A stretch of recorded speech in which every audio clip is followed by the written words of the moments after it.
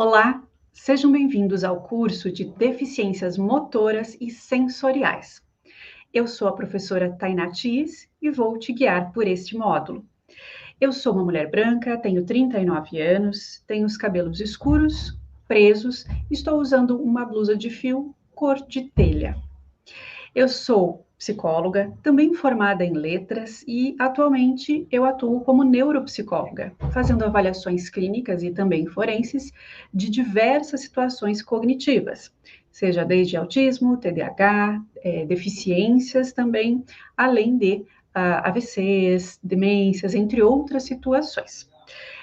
Nós vamos entender um pouquinho hoje, então, como é que a gente pode descobrir, entender melhor essas deficiências, o que faz delas deficiências e como é que a gente pode também agir sobre elas. Vamos lá? Pois muito bem, vamos definir deficiência. Nós temos condições que afetam, então, movimento nas deficiências motoras ou percepção sensoriais, né? Visão e audição, especialmente. Então, nós temos daí deficiências motoras e deficiências sensoriais.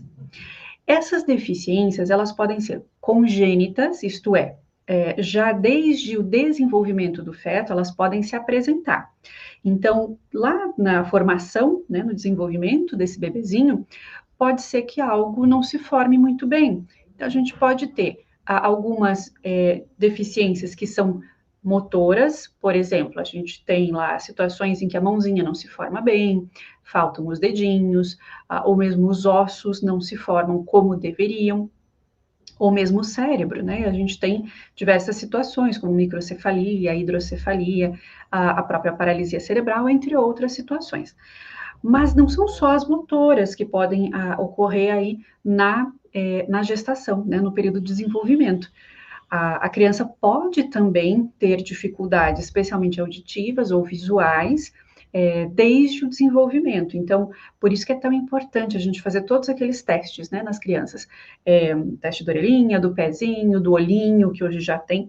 Então, tem tudo isso para a gente entender se por algum acaso essa criança já não teve uma deficiência no desenvolvimento, porque do olho, especialmente do ouvido, nas sensoriais, a gente não tem como avaliar, por exemplo, por um ultrassom. A gente consegue avaliar, por exemplo, se tem, né, o olho tá lá, se foi formado, né, todo o ouvidinho, tá, foi formado, mas se está funcionando ou não, a gente não tem como saber, somente na hora do parto, né, depois do nascimento, realmente, tá? Então, elas podem ser dentro desse desenvolvimento, a gente chama de congênitas, tanto motoras quanto sensoriais. E podem ser também adquiridas, ou seja, após o nascimento. Mas aqui nas adquiridas, elas também podem ocorrer, por exemplo, no parto ou num trauma, né? Já com o bebê formadinho, às vezes a mãe tem um trauma, isso acarreta uma lesão, é mais difícil, mas pode ocorrer.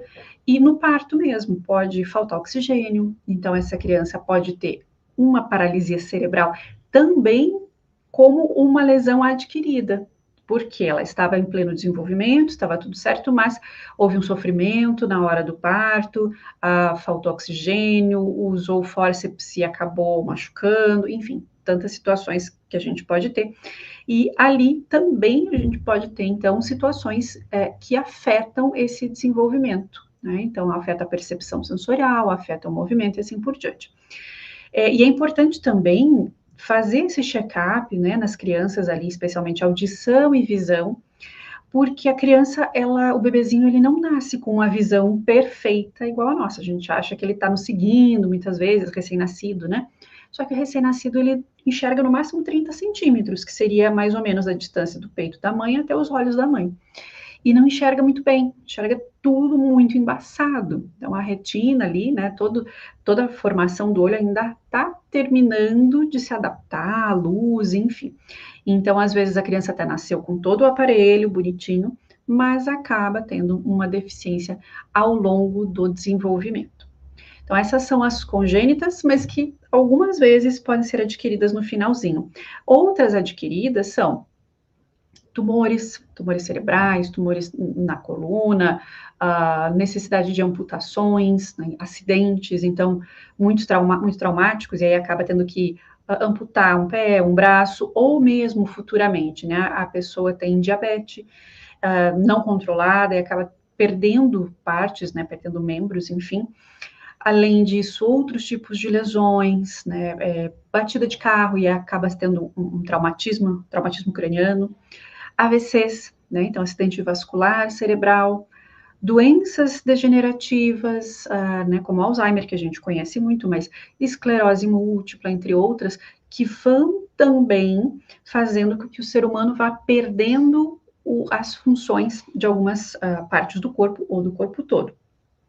Outras, né, no sentido sensorial, a gente pode ter catarata, surdez adquirida por lesões também, né, às vezes no próprio num acidente a pessoa perde a audição, mas também pode ter uma dificuldade de perfuração, enfim, todos os tipos de acidentes também podem levar a deficiências que são sensoriais ou mesmo motoras, ok?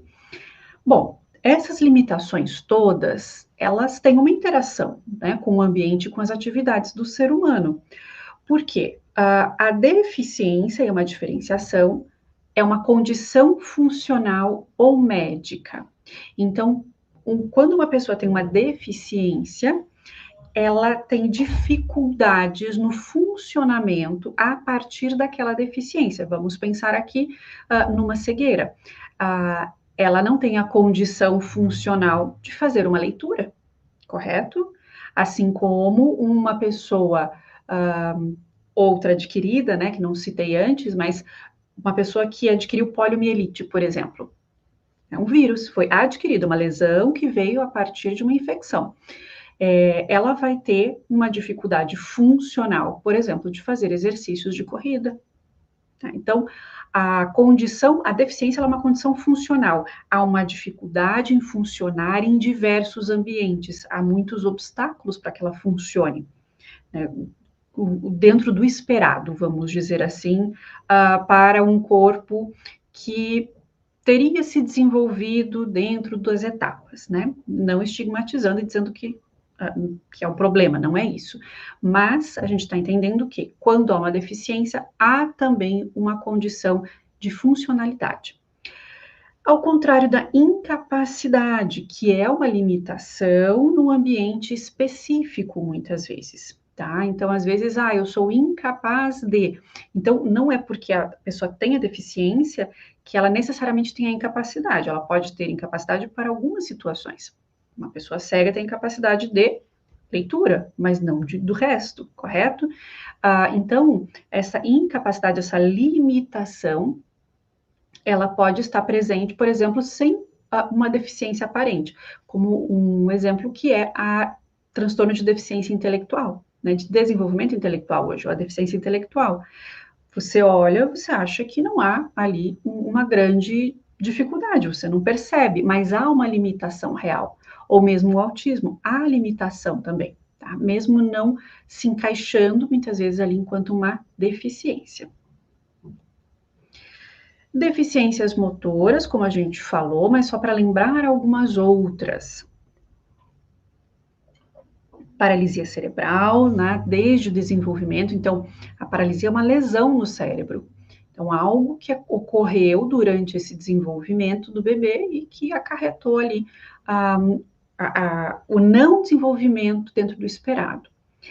Espinha bífida é quando a gente tem a espinha, né, o tubo neural, que vai desde a coluna, a medula e também o cérebro, quando ela acaba não se fechando, e aí esse líquido, vamos dizer assim, ou essa estrutura acaba saindo de onde deveria, né? Porque a gente tem dentro do crânio, tem que ficar o encéfalo, o cérebro, tudo, com todas as suas estruturas, e dentro da coluna a gente tem que ter ali a medula. Então, na espinha bífida, na finalização especialmente dela, há outros casos também, ela acaba não se fechando, e aí muitas vezes é preciso uma cirurgia intraútero para fazer, para ajudar, ou pós-nascimento. Mas isso acarreta aí diversas outras dificuldades para essa criança, mesmo com a correção, vamos dizer assim. Distrofias musculares, né? Então, ao longo da vida, a criança pode nascer já com uma distrofia muscular, ou seja, não conseguir sentar no tempo, né? A mãe vai percebendo que a criança não consegue engolir, não consegue sentar, engatinhar, ou demora muito, né? Segurar a cabeça, demora muito para fazer tudo isso. E ao longo do tempo também, daí vai ser uma adquirida que pode vir ao longo do tempo, tá? Mas no caso de congênita, a criança já nasce com essas dificuldades. É claro que nos primeiros meses a gente não vai perceber, muitas vezes, percebe-se na sucção, né, na amamentação, que acaba sendo mais difícil, mas ao longo do tempo vai se percebendo que a criança não consegue atingir aqueles marcos motores, né? Estamos aqui falando das deficiências motoras. Adquiridas, que a gente já falou um pouco, AVC, que é o acidente vascular cerebral, que tanto em relação a riscos familiares, as pessoas podem ter riscos já genéticos, mas também alimentação, estilo de vida, pressão alta, estresse, tudo isso também leva a maiores chances de um AVC. E um AVC pode ser pequeno, no sentido de não interferir no motor, então vai depender muito de onde esse AVC é, né? Digamos que seja um AVC na área da linguagem, que não esteja ligado com a estrutura da fala, né, das articulações, não seria motora. Agora, se chegar numa área em que trabalha toda essa ligação motora para a língua, para as estruturas, a pessoa também terá uma deficiência motora, não apenas de fala, porque isso aqui é movimento. Para falar, a gente usa tudo isso daqui. Ou então, AVC que foi no lugar exatamente de controle, às vezes de um braço, né, porque é contralateral, a gente fala. Então, o lado esquerdo, ele vai comandar os neurônios motores do lado direito, e do lado direito vai controlar os neurônios motores do lado esquerdo. Então, digamos que a pessoa teve um AVC na área motora do lado esquerdo. Aí ela vai ter dificuldades, muitas vezes, no lado direito, tá? Lesão medular por acidentes, né? Como a gente fala, paraplegia, tetraplegia. Então, às vezes, num acidente, corta-se essa ligação da medula. A medula, na verdade, ela é um filete de neurônios bem grandes que vão sair do cérebro para essa conexão, né, do cérebro e vai se espalhando. Então, a gente tem o cérebro mandando os comandos pela medula e a medula vai irradiando o que a gente chama de nervos, né, que são neurônios também. Então, vai irradiando para todas as nossas áreas, esses nervos, para levar informação, para que tudo isso funcione, para que esse dedinho sinta, quando eu encosto perto de algo quente, vem lá do cérebro, descendo pela medula, vai até no braço, né, vai descendo até chegar aqui na pontinha do dedo, tá? Muito bem. Outros tipos de doenças que podem dar aí deficiências motoras. Esclerose múltipla, que vai acometendo vagarosamente, né? Então, a pessoa vai perdendo movimentos, ela também tem dificuldades cognitivas, né? E traumatismo crânioencefálico. Traumatismo crânioencefálico é uma coisa muito comum, infelizmente, entre homens jovens, né? Porque consumo de álcool e uso de carro, né, em velocidade, mas não só, tem situações aí também que pode ter agressões, enfim. Então, só um caso muito rápido para ilustrar, eu já atendi um rapaz de em torno de 20, 22 anos, que esteve numa briga. Na verdade, ele foi agredido, né? Não se sabe se ele brigou também, ele sempre foi muito pacífico, provavelmente não. Mas com bebida, álcool, drogas, aquela coisa, ele foi agredido por outros rapazes que chutaram muito sua cabeça. Então a gente pensa assim, o transtorno geralmente é uma coisa, um acidente e tal, mas isso também pode acontecer, né? Então muitos golpes na cabeça acabam afundando uma área do crânio, o que acaba acarretando um afundamento também cerebral. E nesse afundamento cerebral, esse rapaz em particular, primeiro ele perdeu o controle de equilíbrio, então teve que fazer muita fisioterapia, além de todas as dificuldades cognitivas. Isso é bacana para a gente lembrar o seguinte, esse exemplo. Nós temos a síndrome do bebê sacudido. Então, a gente pode ter esse tipo de traumatismo craniano já em bebês. Aquela coisa de pegar o bebê, de sacudir, enfim, porque o cérebro do bebê né? A caixa craniana ainda está expandindo, está molinha, e o cérebro ainda tem muito espaço lá dentro. Então, quanto mais ele balança, mais esse cérebro bate na caixa craniana. Então, por isso tem que ter muito cuidado, porque também pode causar um trauma e, a depender de onde é esse trauma, pode gerar uma deficiência motora, uma deficiência sensorial. Depende de onde foi o trauma no cérebro, ok? Muito bem. Consequências de deficiências motoras, né? Pode ser desde a perda da força, então, né, de ter dificuldades de pegar um copo, de fechar os dedos, então, perder a força, então, um pouquinho menor, né, de não conseguir ter o mesmo acompanhamento de levantar a perna, o braço, assim por diante, ou mesmo na fala, então, às vezes as pessoas têm a dificuldade e acaba ficando mais solto aqui, né, perde-se a força para movimentar esses músculos, tá? Quanto à mobilidade, né, o locomover, então aquela coisa mesmo de levar o braço, pegar algo, levantar, andar, mas também coordenação. Então, às vezes, não conseguir chegar, consegue até fazer o movimento, mas como um Parkinson, né, não conseguir ter um movimento fino, a coordenação para poder pegar aquilo que se quer, tá? E, obviamente, uma das consequências é a necessidade de dispositivos auxiliares. Então, tudo vai depender da situação e da necessidade de cada pessoa e de cada deficiência em específico. Pode ter pessoas que vão perder aí totalmente, né, o movimento de pernas ou de corpo, e aí a gente vai ter a necessidade de cadeira de rodas, ou então perder um membro, vai precisar da próteses, das órteses, né? Hoje, nós temos um projeto, inclusive, no Paraná, na Universidade PUC do Paraná, mas não é só da PUC, eles têm vários financiamentos, enfim, para pesquisa, inclusive, de dispositivos auxiliares que sejam adaptados. Então, por exemplo, se uma pessoa acabou perdendo um braço e ela queria muito tocar piano, né? E, poxa, só colocar um braço qualquer não vai ajudar, porque não vai ter o movimento para tocar o piano. Eles fazem todo um estudo hoje para que façam um braço mecânico, né? Uma prótese ali que possa auxiliar esta pessoa a conquistar aquilo que ela quer. A pessoa, ela trabalhava muito em pé, gostava muito, ia para lá, ia para cá, trabalhava no campo, precisa, não consegue ir para o campo de cadeira de rodas, ela perdeu um pé por diabetes. Então, tem uma pesquisa para tentar encontrar uma melhor prótese para que aquela pessoa continue suas atividades. Claro, eu não conheço outros projetos, mas pode ser que tenham outros aí pelo Brasil, que são muito importantes, porque só uma prótese para dizer que há um membro não é sobre isso, né? É sobre a funcionalidade, vamos lembrar novamente. É sobre a pessoa ter condições de fazer aquilo que ela tem de objetivos na vida, que ela quer, de desenvolver, de construir, enfim, mesmo dentro da sua limitação, ok? Muito bem.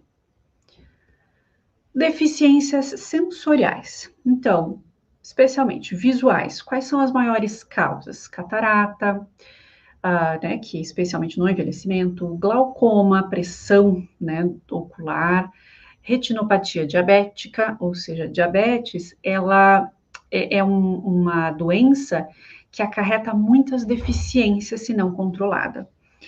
Então, é preciso, sim, ter um controle, inclusive, de outras doenças para que não se desenvolvam deficiências, né? Mas pode ser que a pessoa já esteja lá, já esteja com uma deficiência visual, auditiva, sem alguns membros, por questão desse descontrole da diabetes, tá? Degeneração macular, então, quando uma parte do olho vai também se degenerando. Existe uma outra que não está escrita aqui, mas a gente tem o ceratocone, né, que quando a córnea vai ficando bicuda, ela vai crescendo, claro que a diferentes graus, mas óculos não servem, não vão corrigir, e é só transplante mesmo, tá? Deficiências auditivas, surdez congênita, então a pessoa já nasce com surdez, no caso da congênita, presbiacusia, então dificuldades até de filtrar, né, ter só uma parte, ter um lado, ou não ter a condição de entender aquele som, otites crônicas que levam a pessoa a perder também essa audição. E tanto visão quanto audição, a gente tem campos. A gente tem, por exemplo, na visão, a gente tem campos para ver dos lados, né, para ver das diagonais e na frente. Existem algumas doenças ou mesmo lesões, como o próprio traumatismo, acidente de carro, enfim. Este rapaz que eu falei, inclusive, perdeu boa parte da visão, então ele só estava enxergando quase que em frente, um pouquinho de diagonal, ou seja, para ver o que está acontecendo do lado, ele precisa virar a cabeça. Parece muito simples, mas pensem em dirigir, né, na direção. Como é que um rapaz jovem vai dirigir a partir de agora se ele não tem como perceber que vem uma moto, que vem um pedestre, enfim. Então, a gente sempre tem que entender a função, a funcionalidade, né? Ou mesmo na audição. Talvez, se você já fez aqueles exames, né, para entender se a sua audição está boa, você consiga se lembrar que tem sons que há pessoas que escutam melhor, os mais agudos ou mais graves, então não necessariamente a pessoa pode ter uma surdez completa, ela pode ter uma dificuldade com alguns tipos de som, né, algumas alturas, tá? Estatísticas que são relevantes para a gente. Perdão, vamos para os tratamentos primeiro, depois voltamos.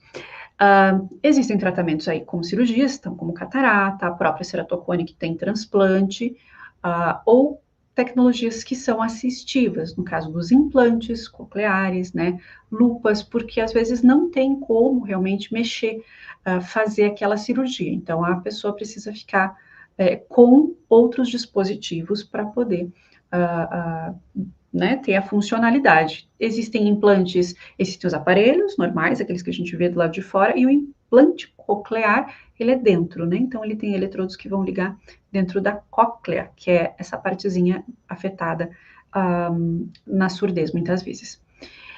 Estatísticas, então. Hoje, nós temos 2,2 bilhões de pessoas com deficiências visuais. E 1 bilhão dessas pessoas, segundo a Organização Mundial da Saúde, seria evitável. Então, seja por diabetes, seja por acompanhamento de glaucoma, de pressão alta, por catarata. Então, 1 bilhão dessas pessoas com deficiências visuais poderia não ter essas deficiências, né? 466 milhões com deficiência auditiva incapacitante. Incapacitante que é surdez, né, total, que realmente impacta no dia a dia. Há uma estimativa de aumento até 2050, porque por uso de dispositivos como fone de ouvido e som muito alto também. De novo, né, a própria deficiência auditiva, por exemplo, existe uma comunidade, né, de pessoas surdas, que muitas vezes, por exemplo, o bebê nasce, eles poderiam até fazer um implante, mas eles preferem que a criança cresça com eles, são pais surdos também, e tá tudo bem, né, é uma escolha dos pais nesse caso, né, mas claro que a gente precisa ter políticas públicas para a inclusão, né? Não adianta a gente achar, tudo bem, foi uma escolha dos pais e aí a gente não vai fazer nada, né? Vai deixar relegado ou excluído, vamos dizer assim. Então, por isso que a gente precisa entender que temos sim que ter inclusão. Nós temos 2 modelos de definição da deficiência. Então, tem o modelo médico, que é aquele que enfoca na cura, na reabilitação. Então, faltou um membro? Beleza, coloca uma prótese. Não escuta? Beleza, coloca lá um implante coclear, né? Mas a gente tem também o modelo social, que é exatamente isso que eu acabei de falar sobre a inclusão, porque a deficiência, além de ser uma dificuldade funcional, uma falta de um membro, de uma visão, da audição, ela é uma construção social porque ela não tem muitas vezes como ser ultrapassada, porque há muitas barreiras. É só a gente pensar nas nossas ruas, que não tem condições para pessoas que utilizam cadeiras de rodas, para pessoas que utilizam bengalas, tá? Algumas ruas já têm, enfim, a sinalização, né, para pessoas cegas ou de baixa visão, mas nem sempre elas estão bem conservadas, né? Geralmente tem buracos, tem um poste na frente, então embora algumas cidades já pensem em algumas situações, elas não são suficientes, né? Então, é uma construção social, porque todos nós acabamos também colocando como barreiras, né? Porque a gente não vai brigar por aquilo que a gente não tem, então a gente não briga também para que não tenha aquele poste, para que tenha rampa, para que tenha em todas as esquinas o semáforo sonoro, tá? Que é isso que a gente precisa fazer dentro do modelo social, remover barreiras, barreiras tecnológicas, barreiras de atitude, inclusive, de pessoas que, ai, não precisa, né? Então, o Libras é uma coisa que a gente deveria ter em todas as escolas, deveria ser uma segunda língua, né? Ou a atitude de não contratar pessoas, entre outras situações. Então, existe um modelo médico no sentido de olhar para aquilo, para aquela deficiência e dizer, você não tem condição de fazer X, Y, Z. Então, vamos intervir para colocar o tratamento e tal. Mas existe um modelo social de que a deficiência não é só a falta de um membro, a deficiência é a falta de acesso. E a gente tem que intervir nisso, e dando acesso e também se educando para que a gente possa conversar com os outros, para que a gente possa incluir, e assim por diante. Prevalência. Então, 1 bilhão de pessoas ao redor do mundo vive com algum tipo de deficiência, se a gente pensa no geral das deficiências, tá? 15%, mais ou menos, da população mundial é impactada. Fatores de risco socioeconômicos, ou seja, países de baixa renda têm mais casos que são preveníveis, por exemplo, poliomielite. Gente, a poliomielite tinha sido erradicada no Brasil. E agora, por pessoas que estão, às vezes, questionando vacinas que são eficazes há muito tempo, a poliomielite está começando a voltar. Então, a gente precisa ter muito cuidado, porque isso é muito prevenível, né? O envelhecimento também aumenta a prevalência devido a doenças crônicas. Então, quanto mais velhos ficamos, mais doenças degenerativas a gente vai tendo.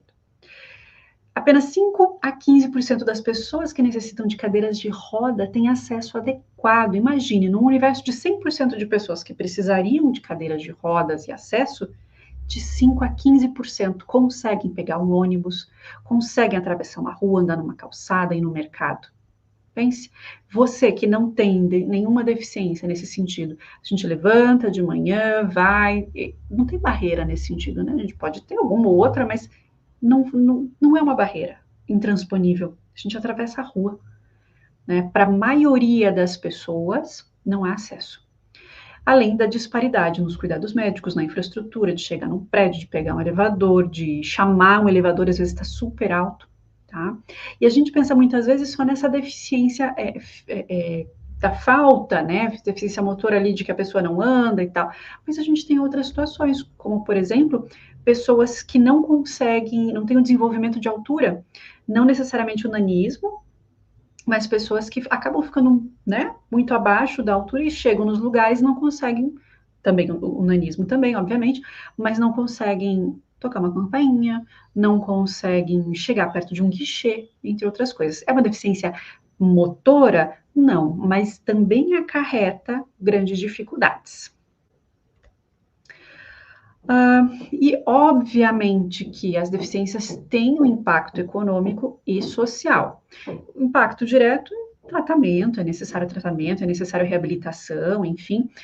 E o custo indireto, obviamente, a perda de produtividade. Não produtividade naquilo de, nossa, ele não produz, mas para a própria pessoa também, né? Dificuldades de inserção social pelo estigma, pela exclusão social, fazendo com que a pessoa acabe não produzindo quanto ela poderia. Não pela, né, tem a sua deficiência, mas ela poderia produzir de outras formas, mas pela própria exclusão, pelas barreiras culturais e pela falta de políticas que realmente sejam inclusivas, porque a gente tem uma política de inclusão, mas não quer dizer que ela seja efetiva, que ela seja realmente implantada. Por tudo isso, acaba-se aí perdendo uma funcionalidade, uma produtividade que a pessoa poderia desenvolver. Com o envelhecimento populacional, a gente projeta aí aumento das deficiências. Temos hoje legislação, então, como eu falei, nós temos lá a Convenção sobre os Direitos das Pessoas com Deficiência, que traz artigo 9, acessibilidade física, transporte, comunicação, artigo 24, educação inclusiva, artigo 27, direito ao trabalho. Direitos nós temos legislação, agora o cumprimento delas é que é diferente, né? Lei Brasileira de Inclusão. Temos na educação adaptação curricular, necessidade de materiais acessíveis para o trabalho, cotas, adaptações no ambiente de trabalho. E aí, né? Ah, nossa, mas tem que ter cotas? Sim, porque elas são pessoas que muitas vezes não são colocadas porque a pessoa que vai contratá-la olha e fala: não, não vai ter condições de fazer isso. Será? Você tentou?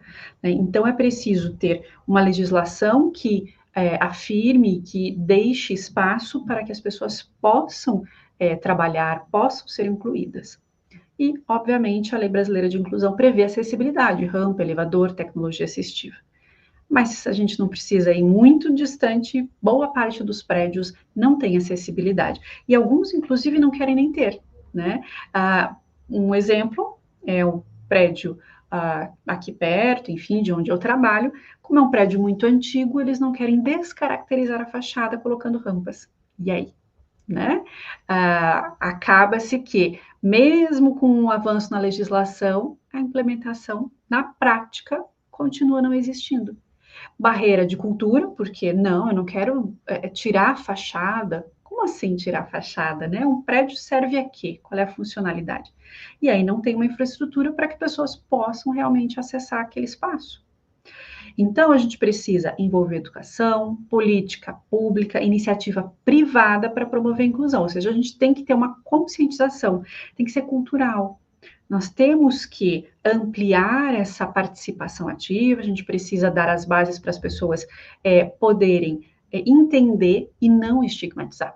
Então, isso vai começar na educação. A gente precisa intervir na educação, tirando esse estigma, tirando esses preconceitos e realmente incluindo esses alunos, ou mesmo que não haja alunos, fazendo com que os nossos outros alunos que não tenham deficiência entendam, respeitem e incluam os outros, ok?